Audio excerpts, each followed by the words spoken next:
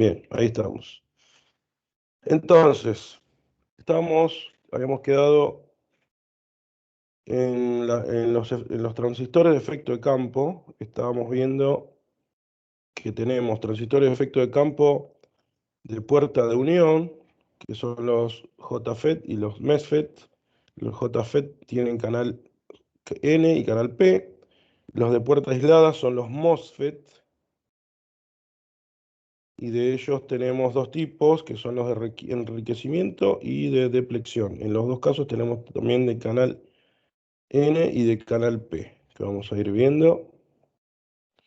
Primeramente, vimos que tenemos transistores, se llaman JFET, y que hay de canal N y de canal P, según lo que habíamos visto. Tenemos en un transistor entonces de efecto de campo, tenemos siempre un gate, que es la puerta, que vendría a ser la base en un transistor estándar, el drain, que es el drenador, y la fuente, que es el source, o surtidor también lo llaman. De acuerdo entonces al tipo de polarización que tiene para conducir, va a ser llamado de canal N o de canal P. Ahí están los símbolos de canal N con la flechita entrando hacia lo que es el drain y el source, y el de tipo canal P con la flechita saliendo. Estructura interna de los JFET, ¿sí? Como les habíamos comentado, siempre hay una unión PN, ¿sí? En este caso sería una unión PN en lo que sería eh, la unión gate y source, y NP en lo que sería drain y source.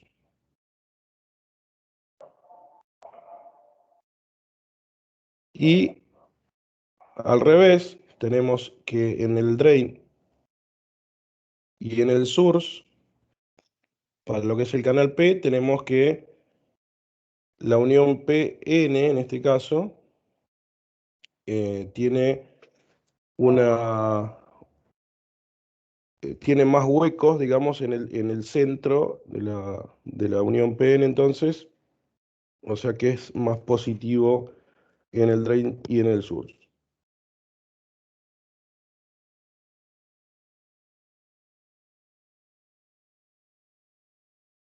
En cuanto al funcionamiento de un JFET de canal N, tenemos que la unión gate source entonces está polarizada inversamente. Gate source sería esta unión, ¿sí? Esta unión está polarizado en forma inversa, y debido a ello entonces no circula corriente. Acuérdense que los diodos también, cuando están polarizados a la inversa, no conduce corriente. En este caso es igual, siento el análisis, digamos, de funcionamiento lo hacemos en dos partes, ¿sí? Uniendo, en este caso, gate source polarizado a la inversa, no conduce corriente, y viceversa, ¿no? La polarización entre drain y source está polarizado en directa. Entonces, debido a esta polarización, entonces, entre gate y source, no circula corriente y se forma entre ellos una transición libre de portadores de carga llamada región de carga espacial, ¿sí? Al igual que lo que es la unión en el diodo, acá también se forma esta región de carga espacial. Y la sección del canal que se forma en la región N depende entonces de la tensión que haya aplicada entre gate y source, ¿sí? O sea, digamos, el, el análisis acá es que cuando mayor es la polarización inversa en este caso, esta sección se va a agrandar o se va a achicar de acuerdo a justamente esta tensión B sub BSG, sería B, la tensión entre el gate y el source.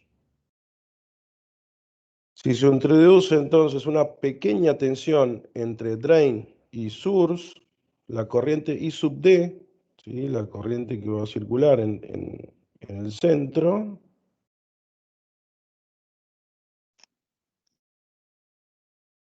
la corriente entonces va a depender de ese canal. Si el canal está más abierto, podrá haber más corriente, ¿sí? Si está más polarizado todavía en inversa, o sea, hay más tensión acá, ¿sí? Cuando hay más tensión acá, quiere decir que lo estoy polarizando más a la inversa todavía. Quiere decir que este canal se va a cerrar y no va a conducir corriente.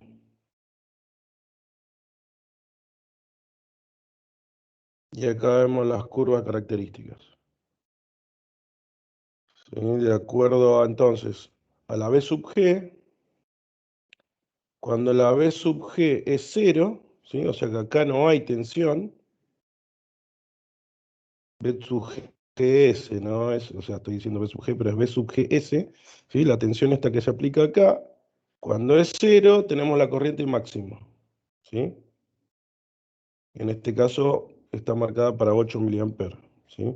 Ahora, si yo voy aumentando en forma negativa, porque es una polarización inversa esto, ¿sí? Si voy aumentando en forma negativa, la corriente va disminuyendo, quiere decir que la puerta, o sea, el pasaje de corriente acá se va cerrando, el canal se va cerrando, ¿sí? Se va achicando la corriente y va a tender a cero. Cuando la corriente, la tensión entre B sub GS es más negativa todavía, la curva se va aplanando y va tendiendo a cero, ¿sí? El pasaje de corriente. A esta zona se la llama región resistiva, en donde tenemos esta pendiente de inicio en lo que sería la corriente, el pasaje de corriente respecto a la tensión. Y esa región resistiva entonces va a decir que es el canal, el ancho del canal, va a decidir el ancho del canal de BDS entonces como PGS, ¿sí? Profe, ¿puedo hacer una pregunta Sí, para que me quede claro? El tema es, yo lo entendí, el tema cuando el voltaje es cero hay mayor corriente y cuando empieza a subir hay menos corriente. sí. ¿El tema por qué es negativo? ¿Porque estamos en alterna o no tiene nada que ver? No, en este caso estamos hablando de tensión, cuando hablamos de menos un vol o más positivo o negativo, estamos hablando de corriente continua, ¿sí? Y en este caso, al hablar de menos uno, menos 2, menos 3, es que esto está polarizado en inversa, ¿sí? O sea, ¿qué quiere decir que está polarizado en inversa? Que digamos, al cátodo de la fuente lo conecto al ánodo de la unión PN, digamos, ¿sí? O sea, el mismo análisis que hacíamos con el diodo, ¿sí? El mismo análisis que se hacía con el diodo, lo hacemos acá, ¿sí? O sea, hagamos de cuenta que GS, o sea, esta unión, ¿sí? Es un diodo, ¿sí? Ahora, entonces, si está polarizado en inversa, el diodo no conduce, pero en este caso hablamos de que está polarizado en inversa, pero todavía conduce, ¿sí? O sea, conduce, digamos, de una cierta forma conduce, pero a medida que voy aumentando esa tensión, ¿sí? ese, ese pasaje de corriente, o sea, ese canal se va achicando, ¿sí? Eso es lo que quiere decir. Ahora, Perfecto, ¿se perfecto, entiende? perfecto. Sí, sí, sí, sí, sí. Ahora sí, Bárbaro. profe. Gracias. Bien. Ahí, deme un segundo que me están hablando.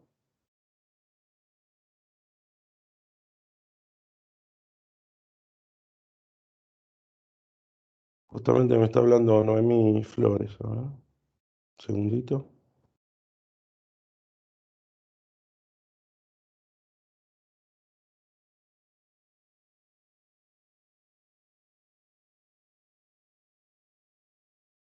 ¿Alguno tiene el link ahí para el ingreso acá a la sala? ¿Lo tiene a mano ahí para ponerlo en el chat?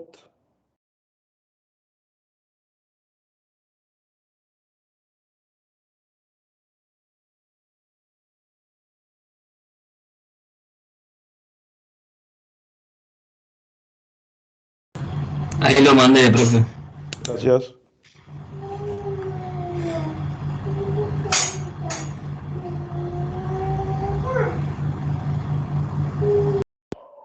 Ahí está, gracias.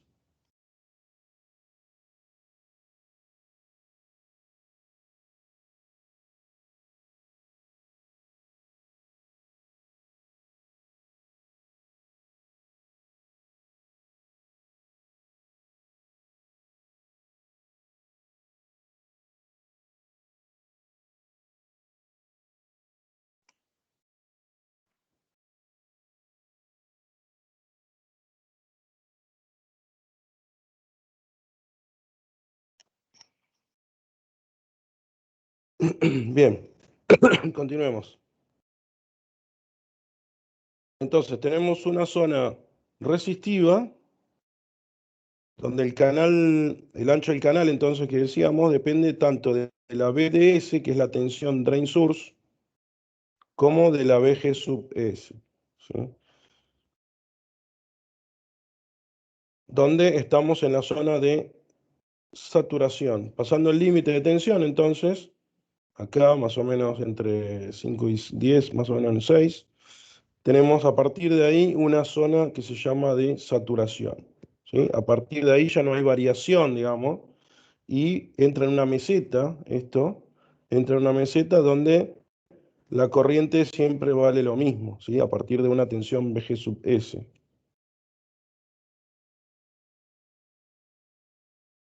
Ahí está la zona de saturación, bien marcada.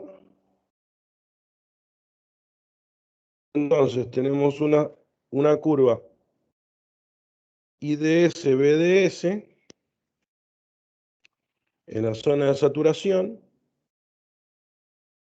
donde podemos tener una curva característica llamada de transferencia al dispositivo, ¿sí? Que sería esta curva roja.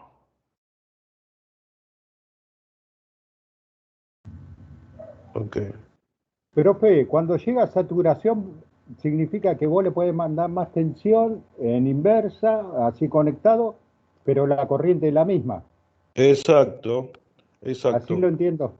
Sí. Sí, correcto. Cuando hablamos de saturación, hablamos de que a partir de ahí ya no hay cambios, digamos. Aparte, o sea, había cambios en el inicio, había ciertos cambios, en este caso, bueno, colocando más tensión negativa. Siempre cuando hablamos de tensión de saturación, hablamos de que a partir de ahí ya entra en un régimen estacionario, digamos en una meseta, por eso lo marco estas rectas que son horizontales, es una zona ya estable, ¿sí? O sea, no hay más cambios de pasaje de corriente en este caso, ¿sí? Profe, y otra consulta, Sí, cuando ponele por X motivo o error de la máquina, del equipo, sí. supera la saturación, ¿qué? ¿Se te quema el circuito o no? Y todo depende, sí. Siempre, claro, sí, sí. Obviamente siempre estamos hablando de que hay unos límites de corriente en donde sí, claramente se va a quemar el dispositivo. Sí, sí. Eso va a depender siempre de la hoja de datos. Como les decía el otro día, siempre tenemos cada dispositivo electrónico, semiconductor, tiene sí, una hoja de datos, una hoja característica, en donde vamos a tener los límites de corrientes y de tensiones que puede manejar, ¿sí? Esto es solamente un ejemplo, ¿sí? A nivel conceptual para que entendamos cómo es el funcionamiento, pero siempre los dispositivos tienen sus límites de pasajes de corriente y de tensión, ¿sí?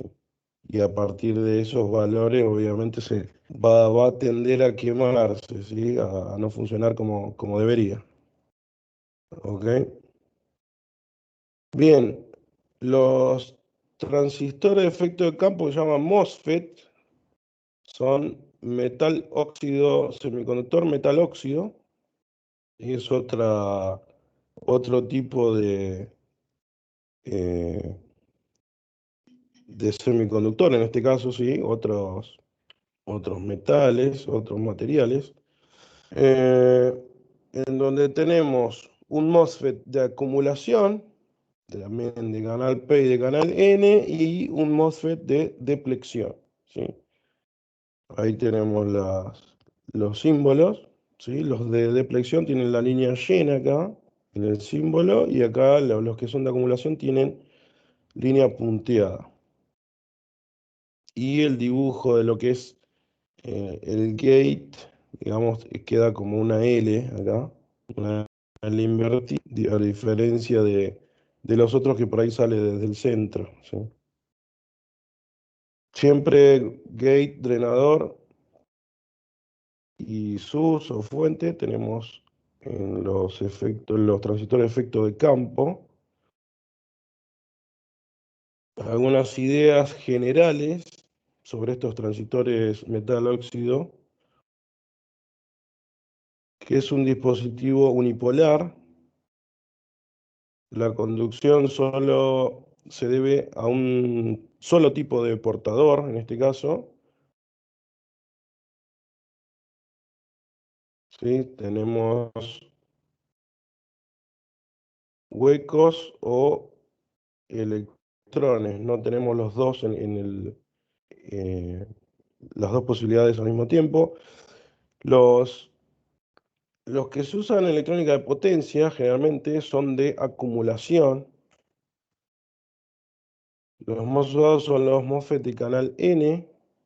La conducción se debe a los electrones y por tanto con mayor movilidad tenemos menor resistencia en el canal durante la conducción.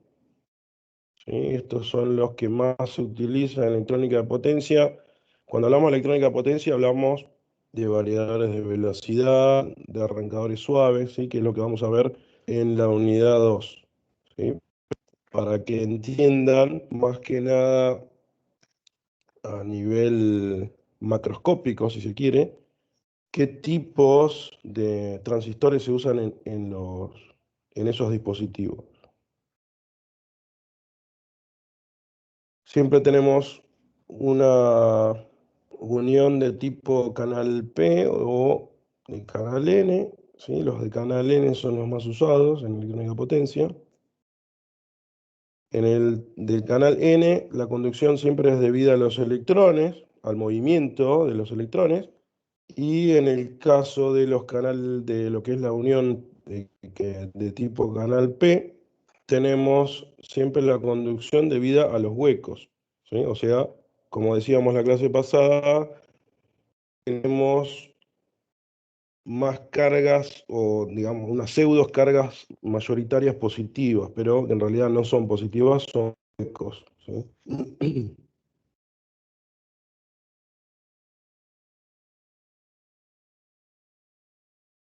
En cuanto a la estructura y el funcionamiento de un transistor MOSFET de acumulación o de enriquecimiento de tipo canal N, son idénticas las estructuras y también el funcionamiento.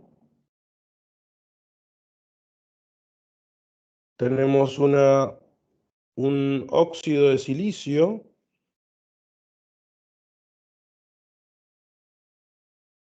tenemos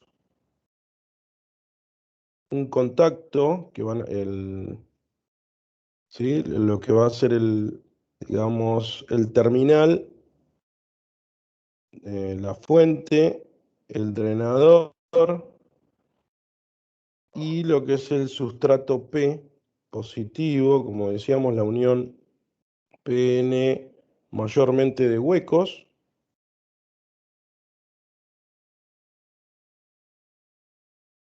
Y ahí está lo que es el gate, está sobre lo que sería el óxido de silicio Y lo que es el contacto tanto de la fuente como del drenador, tenemos la unión PN con sustrato mayoritariamente de huecos, o si lo quieren llamar, de carga positiva. ¿Sí? Esta parte N está mayoritariamente con electrones y el sustrato P está mayoritariamente con huecos. ¿Sí? Como hablábamos la clase pasada de lo que ocurre en una unión de juntura PN, en este caso de tipo P, hablamos de que los portadores, en este caso de canal N, los portadores son mayoritariamente los electrones. ¿Sí? Y este es el canal justamente que se forma, mirando un poco lo que estamos viendo en el caso anterior. El canal de pasaje de corriente es esto que queda, este espacio que queda entre los dos canales, entre lo que es la fuente y el drenador.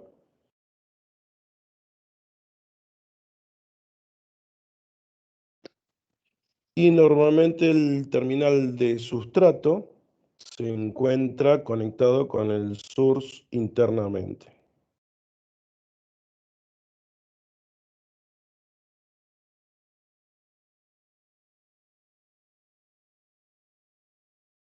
Ahora, viendo un poco de cómo funcionaría esto, decimos que al aplicar una tensión entre el drain y el source, BDS nuevamente, sería esto acá, la unión drain-sustrato, o sea,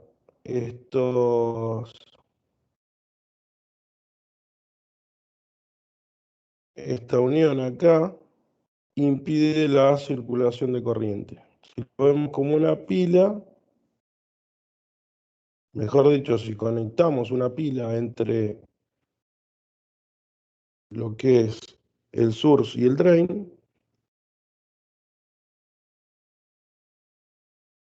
aplicamos entonces una tensión positiva BGS entre el gate y el source. En este caso, los electrones libres en la zona P del sustrato son atraídos hacia el terminal de la puerta gate y por efecto de campo, justamente, por eso se llaman transistores de efecto de campo, por efecto de campo eléctrico se forma un canal de tipo N, acá, ¿sí? O sea, lo que logra esto, al colocar tensión acá, es cerrar este canal puntualmente, ¿sí? O sea, teníamos un canal N acá y había un espacio acá, dijimos, ¿sí? Una vía para que circule la corriente que va a tener mayor o menor espesor, dijimos en el caso anterior. En este caso lo que hace es directamente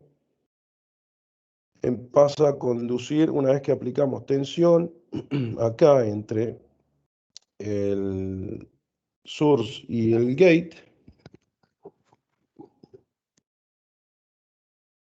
pasa a conducir esto por el canal N que se formó acá en el medio entre lo que es el drain y el source.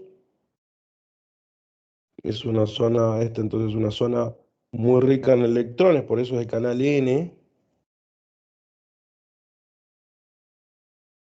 Y entonces permite el paso de la corriente entre el drenador y el surtidor. ¿Sí? O sea, va a permitir el paso de corriente entre este terminal y este terminal, ¿sí? En los dos extremos. ¿Sí? Porque lo que hace es unir este canal, ¿ok? Este canal estaba separado y al aplicar tensión, ese canal se une y pasa a conducir corriente entre drenador y surtidor.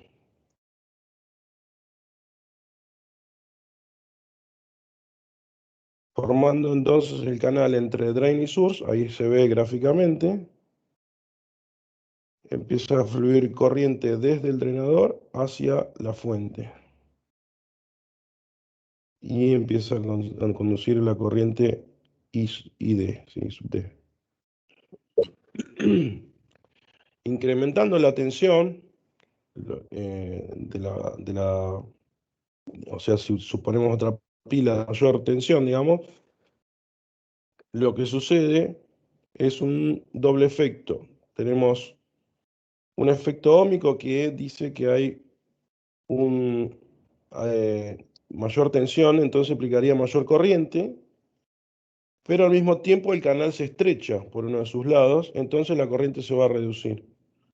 ¿Sí? Algo parecido a lo que hablábamos recién, también en el caso anterior, hay un punto de saturación, ¿sí? Un punto donde ya no fluye más corriente, ¿sí? Un punto de tensión máximo donde ya la corriente es máxima y al aumentar la tensión, ya la corriente incluso empieza a reducirse.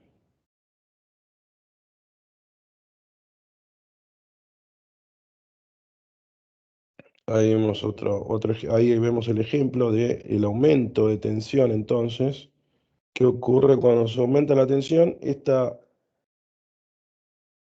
región central que había unificado el canal de circulación de corriente se estrechó de un lado, ¿sí? Del lado positivo de la fuente, se estrechó y eso quiere decir que va a haber menor pasaje de corriente.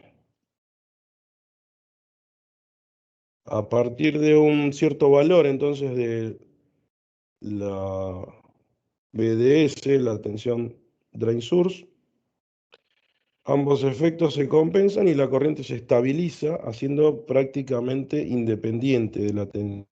¿Sí? O sea, también hay una región de un punto de saturación, donde ya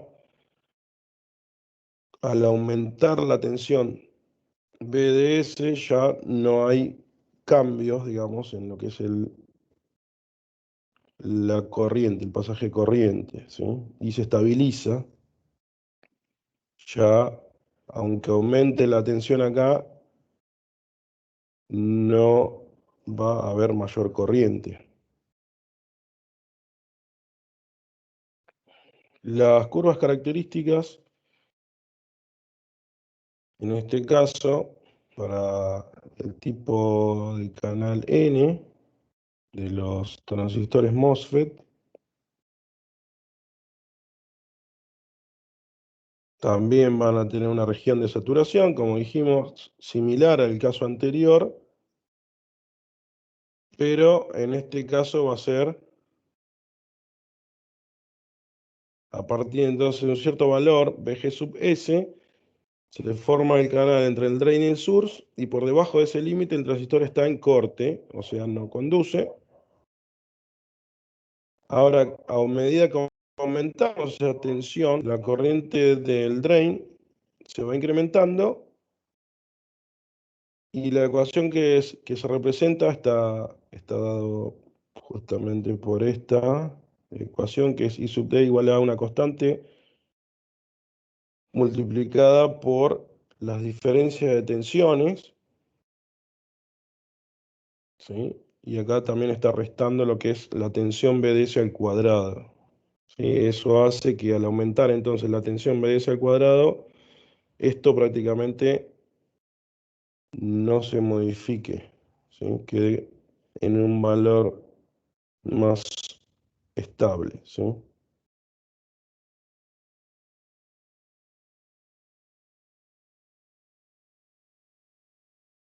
Ahí entonces, cuando BDS toma pequeños valores positivos, el canal inducido se comporta como un resistor y fluye una corriente por el drain que proporciona un potencial BDS aplicado, entonces, ¿sí? Que es IDS igual a GD por BDS, ¿sí? La tensión BDS siempre es la tensión entre el drain y source, como lo que estábamos viendo, la pila que se aplicó, la tensión que se aplica acá,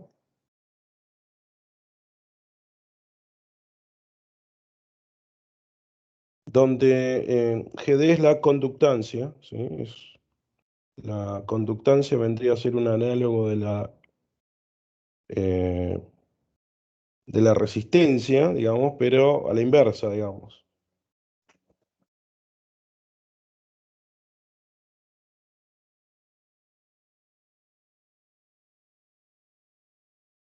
¿Sí? Cuando hablamos de G sub P, cuando hablamos de resistencia, hablamos que cuando tenemos mayor resistencia, vamos a tener menor pasaje de corriente, ¿sí? Cuando hablamos de conductancia, hablamos de cuando es más grande la conductancia, vamos a tener mayor cantidad de corriente, ¿sí?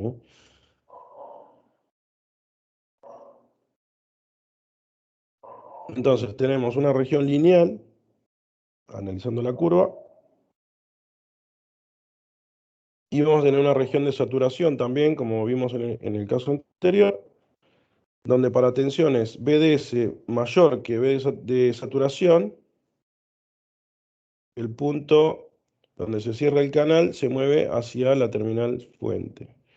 Entonces los portadores se mueven por el canal hasta ese punto y luego son inyectados por el campo presente, ¿sí? Esa región que se llenó, digamos, gráficamente, que lo vimos recién, esa región central que estaba, digamos, no había conducción, y una vez que se le aplicó tensión, se generó un campo que unió, digamos, unificó esos dos puntos, donde había mayor electrones, se inyectan hacia el drain, entonces los portadores se mueven desde un canal hacia otro, digamos, y luego son inyectados hacia el drain. Para entonces un dispositivo ideal, la corriente se mantiene constante a partir de esa tensión de saturación, ¿sí? En la región de saturación.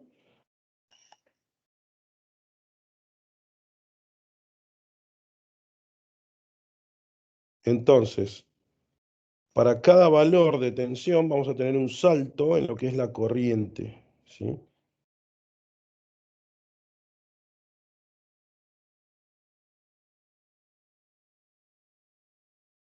¿Sí? A pesar de que yo aumente, como ven acá, si yo le aplico 10 volt, ¿sí? Voy a estar acá, ¿ok?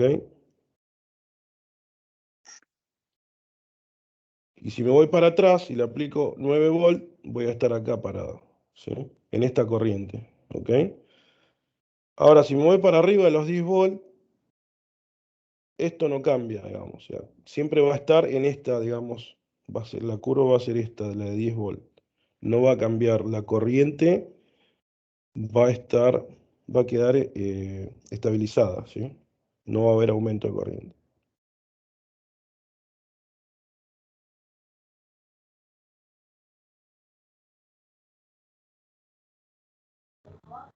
Profe, ¿Se entiende? Ok. una consultita. Sí, En el anterior, ponele que vos le aplicás el máximo 40 volt, no es que se achica, la corriente sigue, o sea, se achica físicamente las paredes, pero la corriente sigue siendo la misma, superando, ponele hasta 40 volt, la corriente va a claro, ser la misma. claro. Si yo estoy acá en 40 volt, la curva, digamos, mirando este gráfico, 40 volt sería el máximo que le podría aplicar, ¿sí? Sí, Si le aplico 50 volts, ya estoy fuera de la curva, o sea, ya quemé el dispositivo, ¿sí? Pero yo le podría aplicar hasta 40 volts, pero la saturación, la curva, digamos, la curva característica de este dispositivo, me dice que lo máximo que le podría aplicar para que haya un cambio es 10. O sea, yo voy a estar parado en esta región acá. Yo está bien. estaría parado acá, en esta curva. O, o sea que entre 10 volt y 40 volt es la Entre, saturación del equipo. sí, entre 10 volt y 40 voy a estar parado acá. Perfecto, Ahora, si le aplico 9 volt, voy a estar parado acá. Si le aplico 7 volt, voy a estar parado acá. perfecto, ¿Sí? Si estoy en 5 volt, estaría por acá. perfecto, profe. Bien, bien. Un poco de los MOSFET de potencia son celdas puestas en paralelo, miles de celdas puestas en paralelo, son posibles integraciones de hasta 500.000 por pulgada cuadrada, ¿sí? O sea, imagínense lo chiquitito que son, que podemos meter hasta 500.000 en, en un dedo, digamos, en un dedo de ancho. Los dispositivos son FET en general y se paralelizan fácilmente, eso es lo que tienen una estructura plana, eso ayuda a que puedan colocarse entonces en paralelo, ¿sí? Acá tenemos dos ejemplos de formato de celdas MOSFET de potencia. Tenemos una que son placas paralelas en lo que es el gate y la fuente. Y acá tenemos una estructura diferente que es tipo trinchera o en B. Es otra diferente.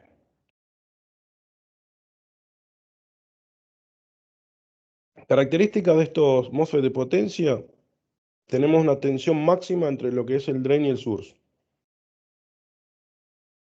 O sea, entre la fuente y el drenador hay una corriente máxima.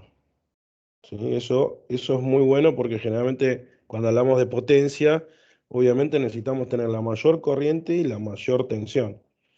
¿Sí? Acá también es otra característica, entonces la máxima corriente en el drenador. Tenemos una resistencia también interna en lo que es la conducción. Hay una tensión umbral mínima y máxima también en lo que es el gate, el disparador o la puerta. Dentro de esos rangos, el gate va a conducir, o sea, va a permitir la conducción entonces entre fuente y drenador. Y también otra gran característica es la velocidad de conmutación. Cuando hablamos de dispositivos semiconductores de potencia, tenemos que tener en cuenta estas características, ¿sí? O sea, estas son las características de los dispositivos que se usan en los equipos, ¿sí? Los equipos para lo que es control automático en cualquier sistema moderno, ¿sí? O sea, cualquier equipo de potencia, ya como dijimos, puede ser un arranque suave o un variador de frecuencia, utiliza estos dispositivos, ya que ahí tenemos que entregar justamente potencia a los motores, ¿no? Para que no haya una pérdida de lo que es el rendimiento y finalmente consumir más energía para mover algo más chiquito, digamos. Bien, perdón. Característica de los MOSFET de potencia, entonces, máxima tensión entre el drain y el source, acá un poco en detalle cada una de esas características. Corresponde lo que es la máxima tensión, entonces corresponde a la tensión de ruptura de la unión que forman el sustrato unido a la fuente y el drenador. Se mide con el gate, cortocircuitando la fuente y se especifica a qué pequeña circulación de corriente corresponde. Por ejemplo, 0,25 mA sería un caso típico. La máxima tensión entre el drain y el source se representa como B de S, como veníamos viendo, con una S más, o sea, DSS, o como B sub BR DSS. ¿Sí? Esta es una característica también que ustedes van a encontrar en las hojas de datos de los MOSFET de potencia. ¿Sí? Esto está por acá. ¿Sí? Lo van Profe, a ¿sabe ver. qué significa el sub-BR? Eh, Es en es, inglés, ¿no? sí, es break, o sea, BR es de, Ah, supongo yo que es de break, de ruptura, digamos. ¿Sí? O sí, de ruptura, donde está el quiebre, digamos, de la saturación. Si usted en la curva que estábamos viendo, hay una pendiente y donde Sí, sí, está la tensión de saturación. sí, donde está el corte, digamos, de donde empieza la meseta, ¿sí? En las curvas. Gracias. De nada. ¿Sí? Acá también, acá lo vemos. Breakdown, acá está. Breakdown, corte, ¿sí? Estamos viendo, es una hoja característica de un transistor MOSFET, ¿sí? Una hoja de datos, mejor dicho. ¿Sí? Acá están todas las características. ¿Sí? Todo lo que veníamos hablando, cada dispositivo va a tener diferentes características y eso es lo que tenemos que analizar, o lo que se analiza, mejor dicho, ¿sí? Nosotros no lo analizamos porque no hacemos desarrollo, acá no fabricamos semiconductores ni tampoco variadores de velocidad, pero lamentablemente, ¿no? Pero eh, es lo que analizan los ingenieros cuando van a diseñar un circuito de potencia, ¿no? Miran todos estos datos que estábamos viendo recién en cuanto a la nomenclatura y obviamente a los límites de funcionamiento, ¿no? De cada dispositivo.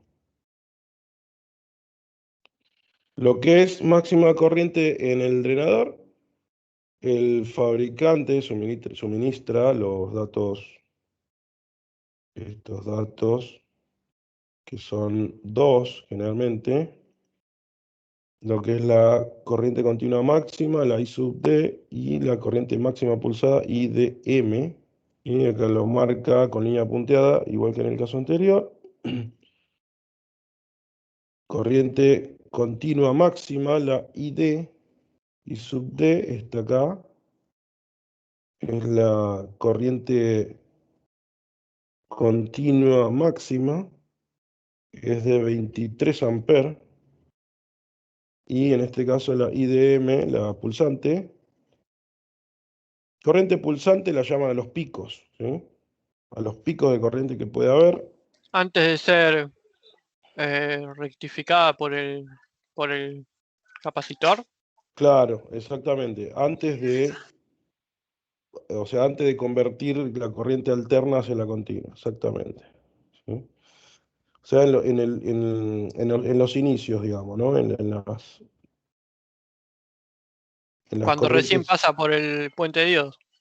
claro, cuando recién empieza a pasar la corriente, siempre hay un pico, ¿sí? Y ese pico, en este caso, es de 92 amperes, ¿sí?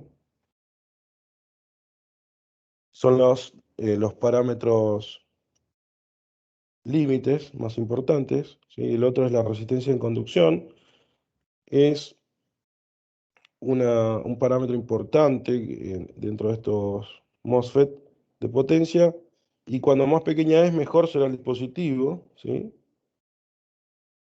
Se representa con el símbolo RDS, y para un dispositivo particular crece con la temperatura, dependiendo del dispositivo puede crecer. Y para otro tipo de dispositivos también puede llegar a decrecer con la tensión en el gate, en la puerta, aunque este decrecimiento tiene un límite. Esta resistencia en conducción, RDS, también está indicada en la hoja de datos, RDS on, ¿sí? La resistencia drenador fuente, ¿sí? En este caso está marcada por acá, ¿sí? A 175 grados, máximo 193 mega ohm, y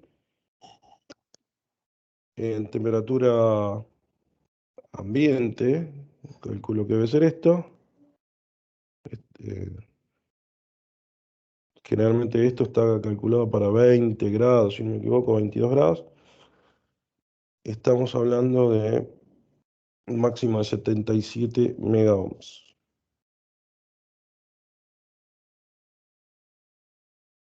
En los últimos tiempos se mejoraron los valores de estos de resistencia de la conducción.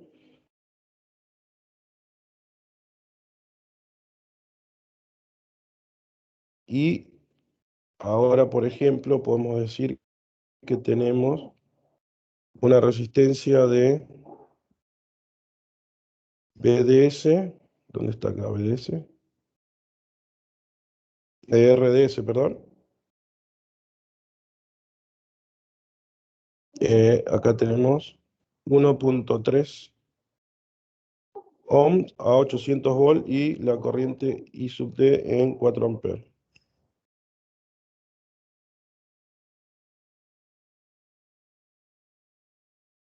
Esto era en los años 2000, ¿sí? Esto es, o sea, dentro de todo nuevo, y esto era antes. Antes era menor a 4 ohms, la RDS, y ahora estamos hablando de 1.3 ohms. Se mejoró. 800 volts.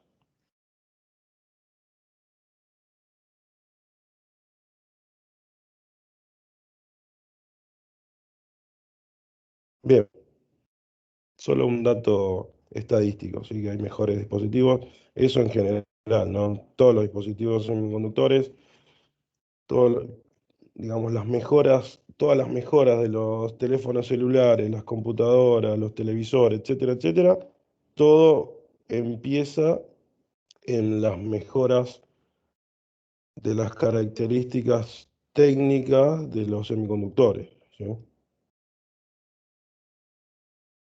Y por lo que es la tensión umbral y máximo del gate, en cuanto a las características de los MOSFET de potencia, podemos decir que la tensión puerta-fuente o gate source debe alcanzar un máximo valor umbral para que comience a haber conducción entre el drenador y fuente. Entonces, así como veníamos hablando, hay un límite. En este caso, el límite es para que empiece a conducir, y estamos hablando de un umbral, el límite mínimo, digamos, donde empieza a conducir. Esta tensión umbral, los fabricantes la definen como VGS, TO, entre paréntesis, supongo yo que debe venir del inglés threshold, como la tensión entonces puerta-fuente, gate source, ¿sí? Tensión gate source o tensión puerta-fuente, a la que la corriente del drenador es, donde la corriente del drenador es 0,25 mA o 1 mA. Las tensiones umbrales suelen estar en el margen entre 2 a 4 volts. ¿Sí? Acá está, entonces BTS igual a VGS en este caso, donde la corriente es 1 mA. En este caso, el mínimo es 2, un funcionamiento normal sería 3 y el máximo sería 4 volts. Hablando en este caso entre menos 55 grados y 175 grados Celsius. Profe, entonces la tensión umbral es la tensión que se necesita para que empiece a fluir corriente.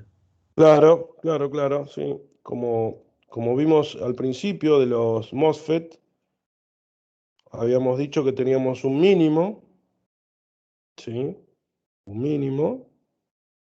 Y después también hay un máximo, ¿sí? Donde ya hay una meseta donde no aumenta más la corriente. Entonces, aquí hablamos de que la corriente va a ser 1 mA cuando la tensión está entre 2 y 4 volts, ¿sí?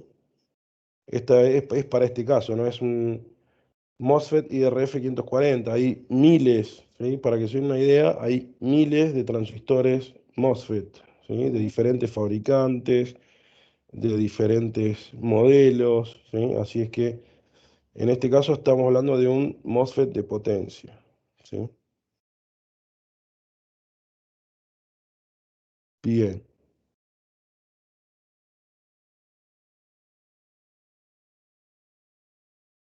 Y por último, me faltaba la quinta característica, que es la velocidad de conmutación. Como dijimos, los semiconductores se caracterizan por ser rápidos ya de por sí en cuanto a su conmutación, el cambio de estado, ¿sí? Y cuando hablamos de MOSFET de potencia, todavía necesitamos que sean más rápidos, ¿sí? Y eso es una característica que tienen los MOSFET, ¿sí? Son más rápidos que incluso los tiristores, los transistores bipolares, los IGBT, etc. ¿Sí? Los MOSFET de potencia son dispositivos de conducción unipolar, como dijimos. En ellos los niveles de corriente conducida no están asociados al aumento de la concentración de portadores minoritarios, lo que se traduce a que está relacionado con la concentración de mayoritarios, ¿sí? Por eso es unipolar, dijimos. Eh, que luego, bueno, son difíciles de eliminar para que el dispositivo deje de conducir, ¿sí? Por eso es que son más rápidos, ¿sí? Al ser unipolares, no tenemos una, una concentración alta de portadores minoritarios, ¿sí? Eso es algo bueno, eso hace que sea más rápido. La limitación en la rapidez está asociado a las cargas de las capacidades parásitas del dispositivo, y eso está relacionado justamente con la concentración de portadores minoritarios.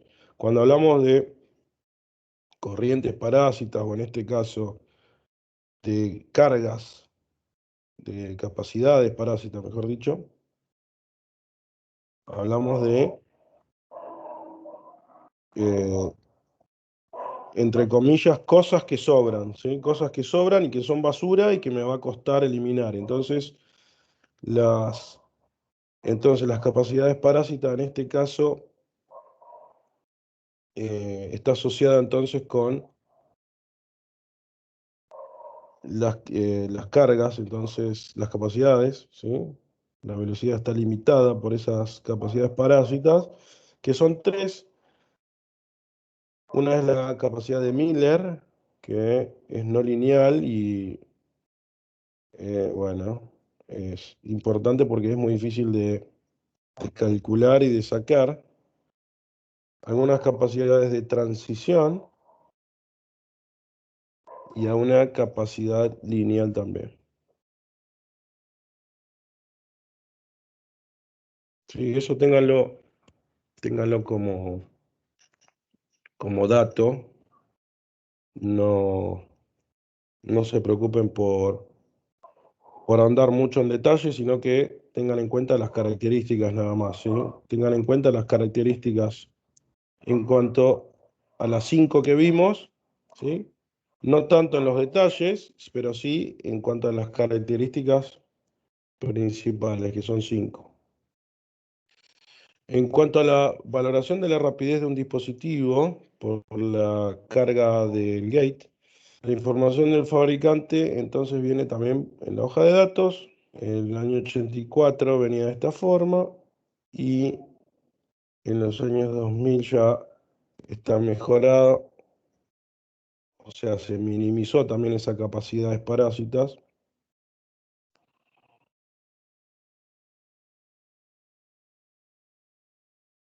¿Sí? Las cargas, ¿sí? Las cargas que van del drain al source, de la puerta a la fuente, etcétera, están especificadas también. Y bueno, acá lo que hace es una comparación también del año 84 hacia el nuevo milenio y hay una mejora. Otros tipos de transistores son los HEXFET, ¿sí? Estos se llaman así porque tienen en forma hexagonal. Es una nueva tecnología MOSFET de potencia con un dispositivo que tiene una resistencia 15% menor que incluso los estándares. Acá vemos una foto de un transistor MOSFET, en este caso HEXFET o EXFET, ¿sí? Hexagonal. Justamente viene el nombre de la forma hexagonal de las celdas individuales y la corriente que fluye Va desde la metalización del source a través del dispositivo y hacia afuera va hacia el drain, hacia el drenaje, por el contacto justamente de cada uno de ellos. El flujo de corriente vertical es la razón también que se le denomina XFET. Es un MOSFET vertical, ¿sí? Es más que nada porque la corriente fluye en este sentido, verticalmente. Casi todos los MOSFET que se utilizan en el mercado emplean esta estructura vertical entonces.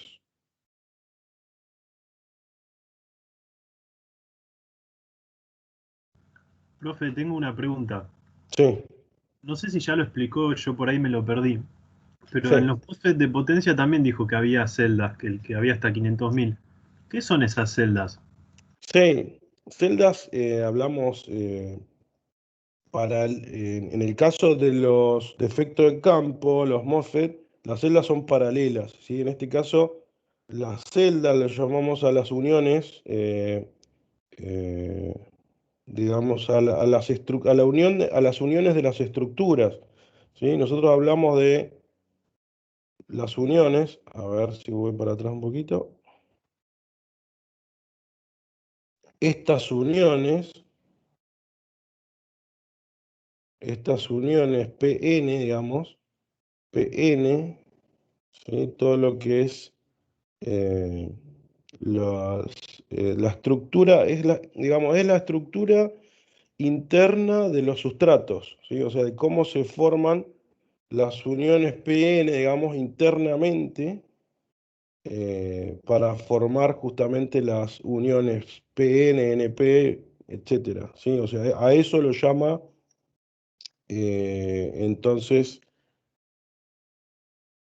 las uniones digamos, en forma, en este caso, hexagonal, ¿sí? O sea, se forma, o sea, digamos, eh, la forma de las celdas habla de la unión, entonces, PN y NP que se forman internamente, ¿ok?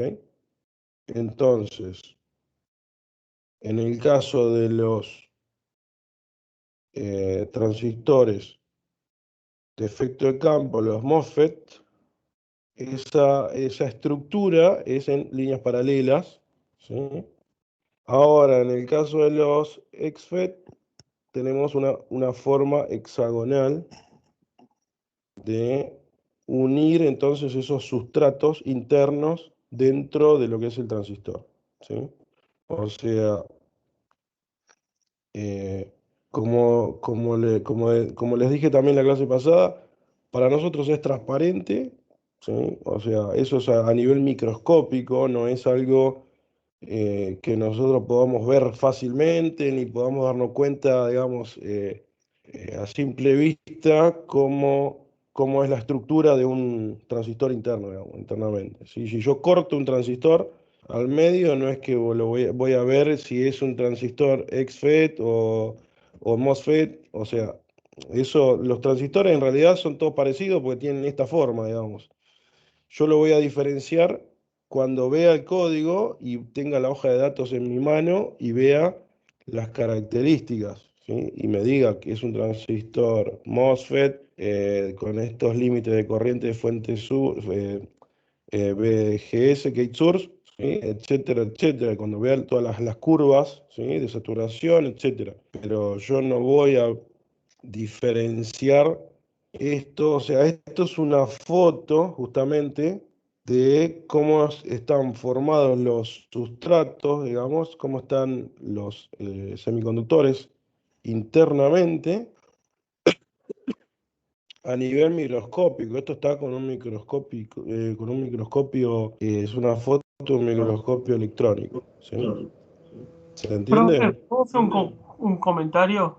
Sí, Que le quería hacer al compañero que preguntó sobre el transistor. Igual, eh, hay que tener mucho cuidado porque aunque no lo creas, hay muchos transistores truchos que dicen determinada cosa y no lo son. Hay un montón de foros de internet que hablan de los transistores truchos que te pasa que compras el reemplazo, crees que ya está bien, lo pones, siendo que es el transistor y no otra cosa, claro está, y te dura poco y después cuando te pones a investigar, como todo, como hay todo trucho, también hay transistores truchos, por eso hay que fijarse bien eh, que sea a veces el original y que sea original y no original trucho, que también puede pasar. Disculpe, profe, era el comentario ese que quise hacer porque ha pasado, a mí me ha pasado.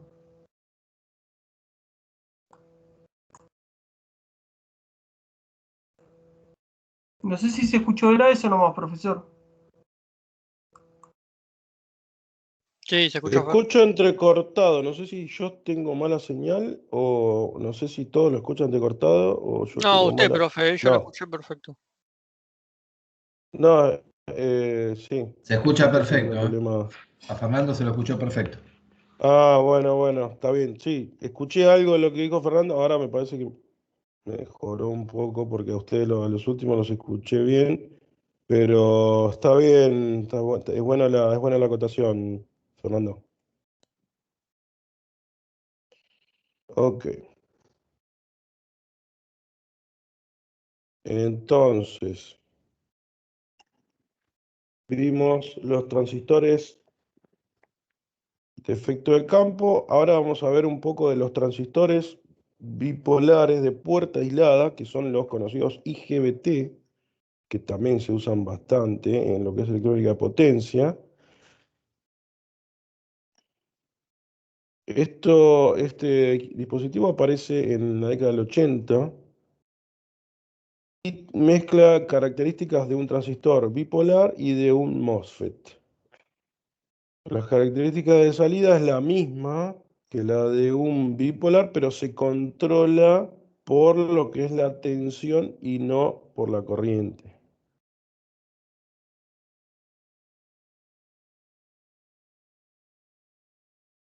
¿Sí? Tiene esta característica, o sea, este símbolo, donde de un lado pareciera un MOSFET y del otro lado parecía un transistor bipolar que sería un pseudodiodo, ¿sí?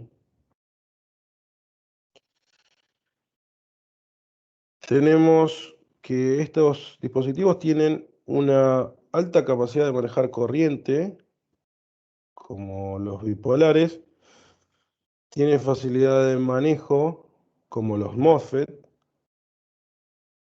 eso como ventaja, y como desventaja tienen menor capacidad de conmutación,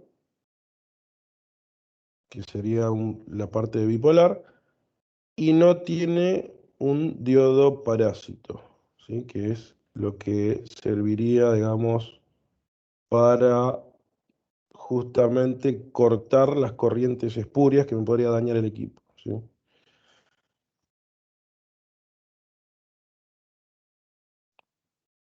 Estructura del IGBT, bueno, ahí tenemos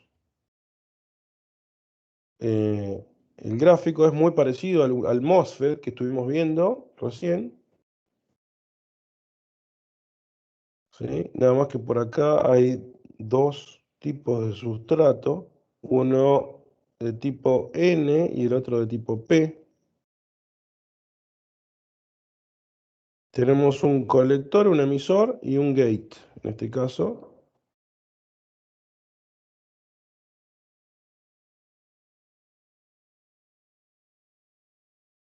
También tenemos como contacto el dióxido de silicio en lo que es la puerta o gate.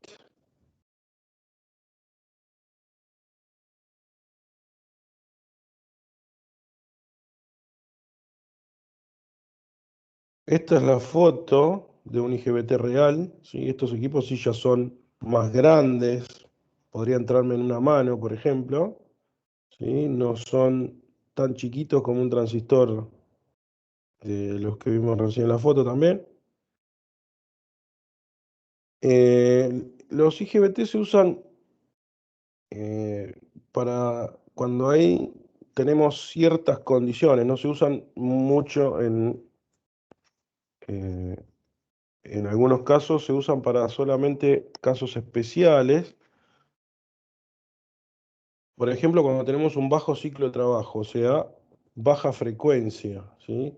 Estos dispositivos son semiconductores y pueden conmutar rápido, ¿sí? Hablamos de kilohertz también, pero cuando hablamos de más de 20 kilohertz, ya este dispositivo no me serviría porque es un dispositivo lento dentro de lo rápido de los semiconductores, ¿sí? Se usa para aplicaciones de alta tensión, más de 1000 volts, y también para altas potencias mayores a 5 kilowatts. Aplicaciones típicas: control de motores, sistemas de alimentación, sistema de soldadura, iluminación de baja frecuencia y alta potencia.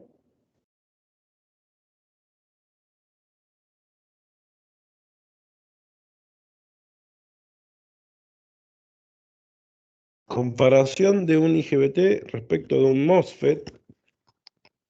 ¿Sí? Acá sí presten atención porque es importante. El IGBT es más adecuado entonces para tensiones mayores a 1000 volts. El MOSFET es mejor por debajo de 250 volts. En los valores intermedios depende de la aplicación, de la frecuencia, etc. ¿Sí? Entonces acá tenemos un cuadro donde podemos decir que hasta 200 volts, más o menos, 250 volts, trabajamos con MOSFET sin distinguir, digamos. Entre 220, 250 y 1000 va a depender de la frecuencia. Si la frecuencia es baja, trabajamos con un IGBT, y si la frecuencia es alta, con un MOSFET. Y ya a partir de más de 1000 volts, sí o sí, con un IGBT. Acá, bueno, queda un espacio de transición, digamos, de una nube en el medio, donde dependiendo de la aplicación puedo usar uno u otro, ¿sí? En cuanto a la frecuencia y a la tensión, ¿no?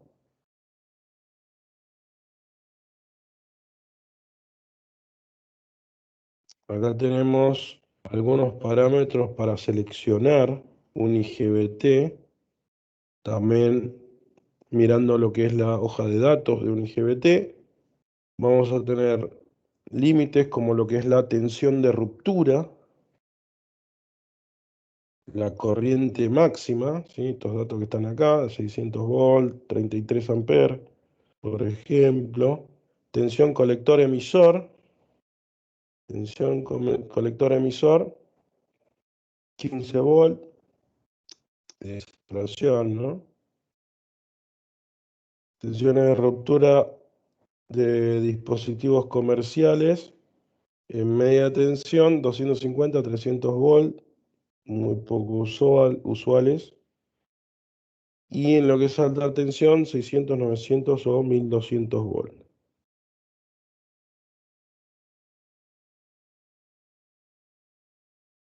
Es un IGBT también de tipo N.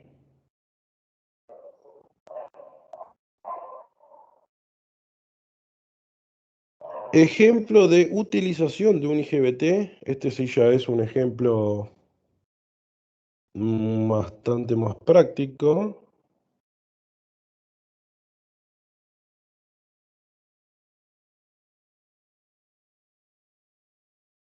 ¿Sí? Que igualmente lo vamos a ver más adelante, donde tenemos un rectificador. Podría ser un módulo de potencia de un variador de velocidad, ¿sí? Tenemos una entrada, una rectificación, y a la salida tenemos vuelta a la conversión de continua a alterna, ¿sí? Ahora entramos con alterna, hay un pasaje a corriente continua y luego de vuelta a otra frecuencia tenemos una salida de alterna, ¿sí? Pero esto lo vamos a repasar más adelante igualmente. Vamos a ver bien en detalle, mejor dicho. Consulta, profe. Otro, sí. ¿Se puede utilizar exactamente al revés o sea, de continua, entrada en continua y sale alterna? Sí, o sea, usar qué cosa. O sea, los IGBT, usted dio un Sí, ejemplo que entra alterna y sale continua sí, exactamente al revés. sí. A ver, estos que está acá no son IGBT, igual los IGBT están acá a la salida. ¿Sí? Yo puedo entrar con el continuo, o sea, esto es un ejemplo, digamos, de un circuito, pero podría no estar esta parte y podría entrar con continua, sí, y salir con alterna, sí, sí, no habría ningún problema. Igualmente, ya te digo, eso lo vamos a ver más en detalle. Ahora, no sé si llegamos a ver algo hoy o la próxima clase. Vamos a meternos bien a ver los convertidores de corriente continua alterna y viceversa. ¿Sí? Gracias, profesor. No. Bien, otro tipo de transistor de efecto de campo se llama MESFET porque tienen este sustrato, entonces se construye sobre un sustrato de arseniuro de galio, al que se le ha implantado iones,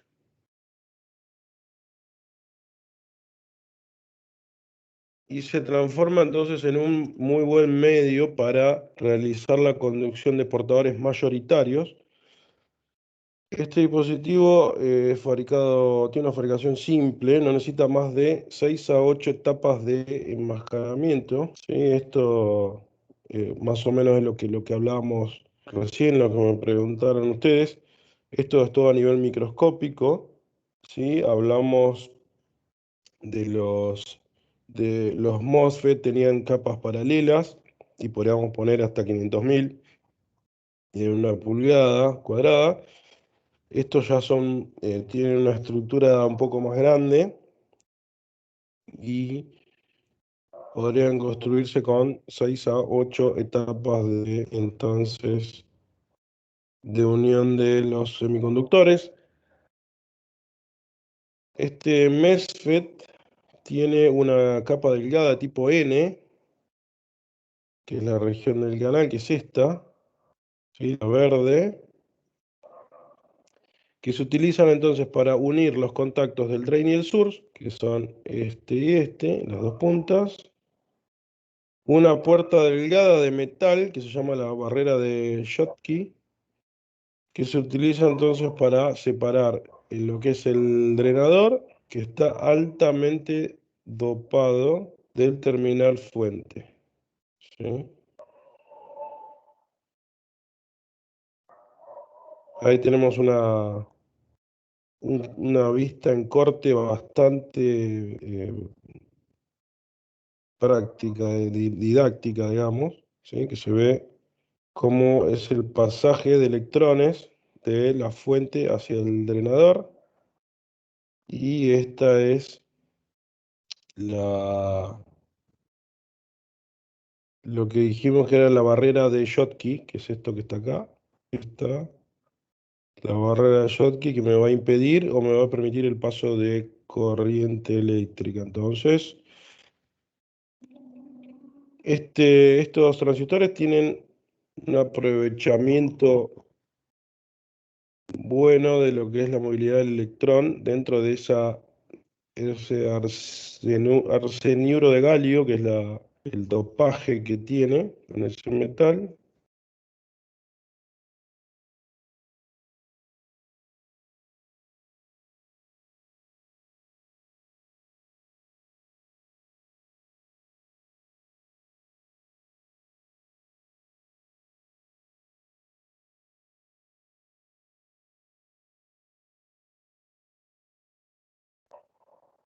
Hola, hola. ¿Ahí me escuchan? Sí, ahí volvió. Sí, profe. Ahí estamos. Sí, sí, sí. Se Hola, me profe. cortó. Si se va Sí, por sí, momentos, se va. me quedé sin señal. Sí, sí, hoy no es el mejor día, me parece, de mi internet acá. Lo que pasa es que no tengo tampoco un servicio tan bueno acá. Bien, y encima justo a esta hora siempre me pasa. Digamos, a la mañana normalmente no tengo problemas durante el día, pero a la tarde, noche parece que todos están mirando Netflix y se me complica. Bien, eh, bien, decíamos entonces, acá tenemos una vista, un gráfico mucho más dinámico, donde se ve el pasaje de electrones desde lo que es la fuente al drenador y la barrera de Schottky que me va a impedir o me va a permitir el paso de justamente la corriente eléctrica y es justamente lo que aprovecha este transistor de efecto de campo que tiene más movilidad el electrón de este semiconductor arseniuro de galio, ¿sí? Que es el material con el que se dopa entonces el silicio.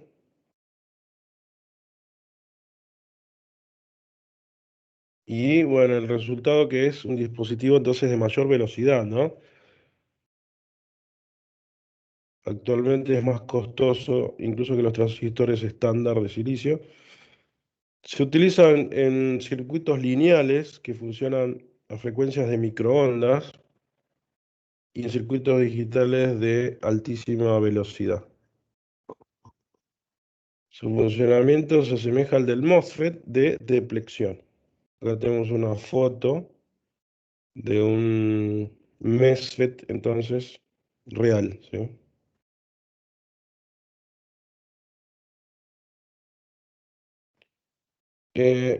Son 7:32, así es que les propongo entonces, antes de continuar con el SCR, el Tristor, vamos a hacer un corte. Vamos a parar.